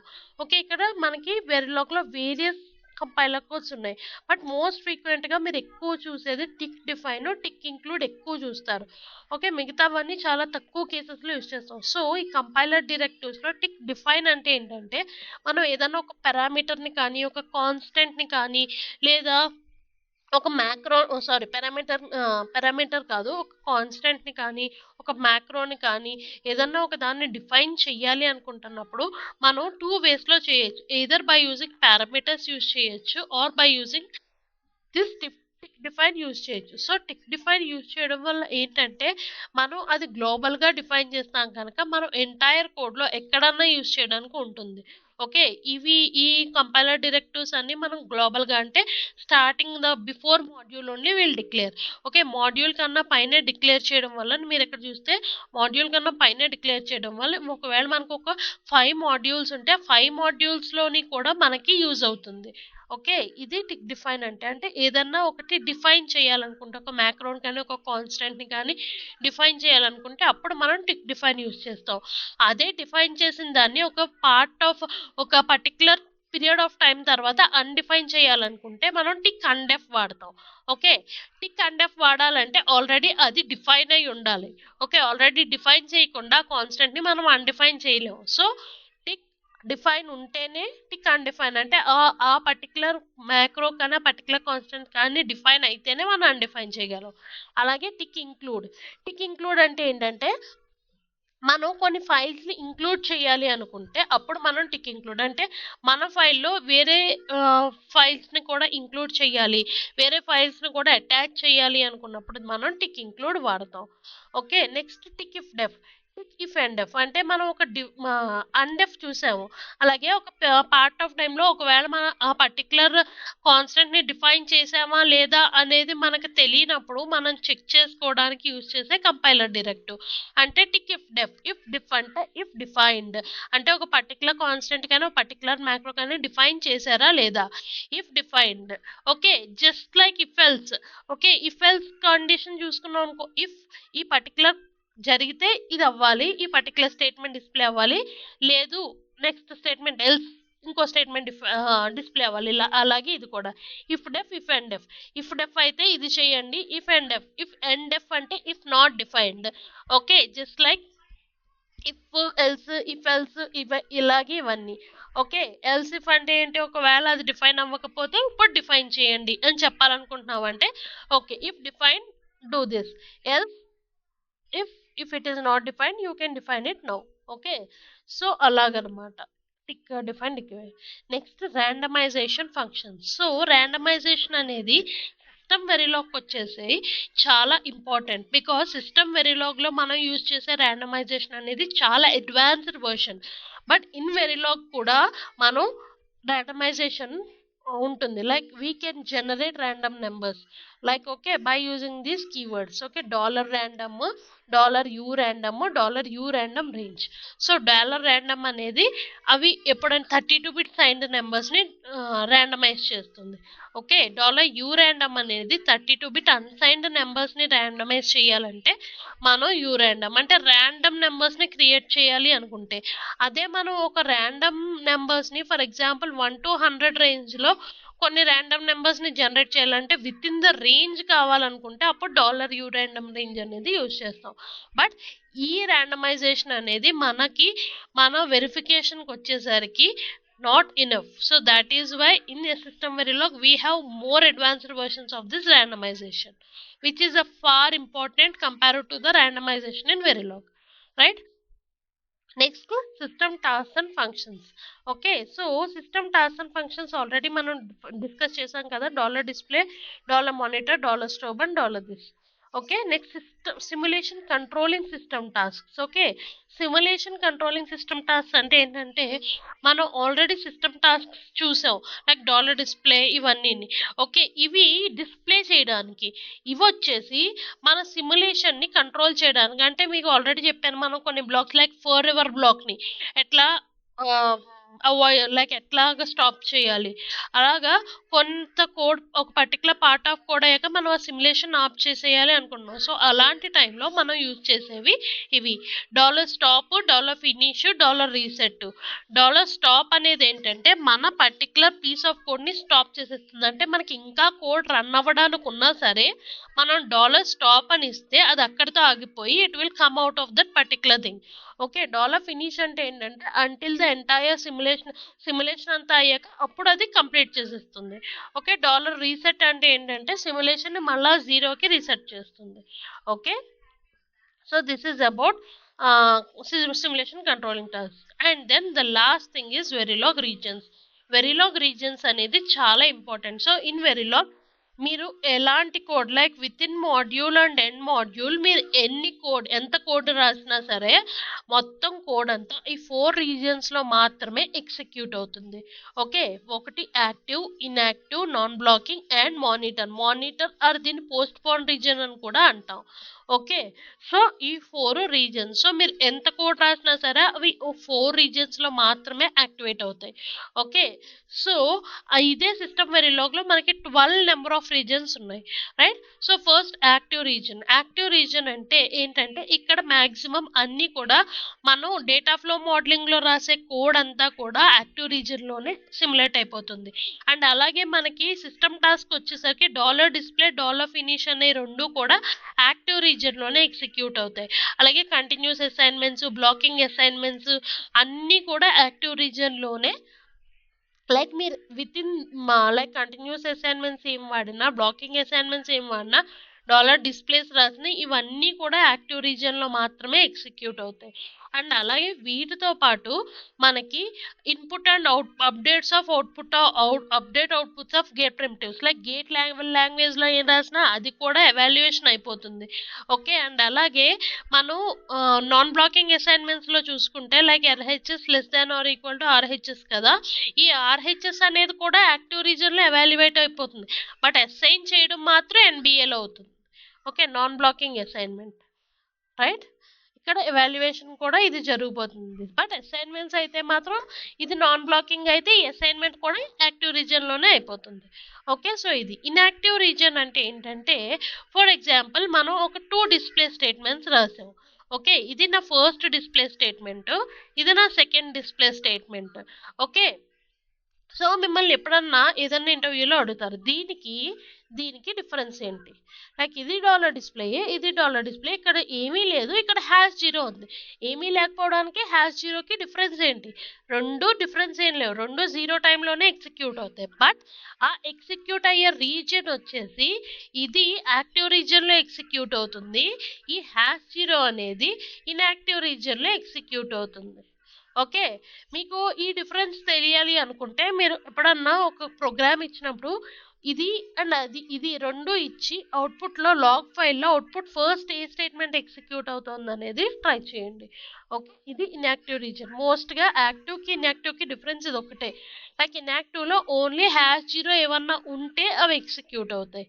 ఓకే, నెక్స్ట్ NBA రీజన్ అంటే మీకు ఆల్రెడీ తెలుసు, నాన్ బ్లాకింగ్ అసైన్మెంట్స్ అన్ని అంటే LHS <= RHS కదా, ఈ LHS అసైన్మెంట్ అంతా కూడా నాన్ బ్లాకింగ్ అసైన్మెంట్లో జరుగుతుంది.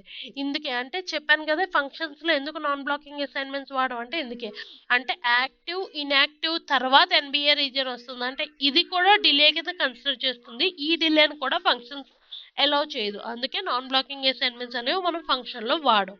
Okay, next postpone region. Postpone రీజన్లో normally dollar monitor, dollar strobe అనే రెండు సిస్టమ్ టాస్క్ కూడా పోస్ట్ పోన్ రీజన్లో ఎగ్జిక్యూట్ అవుతాయి. రైట్, సో ఇది వెరిలాగ్ రీజియన్స్ గురించి. So this is all for entire Verilog concepts in one shot. Hope this is useful for you. ఇది మీకు అర్థమైంది అనుకుంటున్నాను. And if you have any doubts, మీరు నా comment box లో పింక్ చేయొచ్చు. And if you like this video, please consider subscribing the channel and hit on the notification bell also. And that is all for today. Thank you.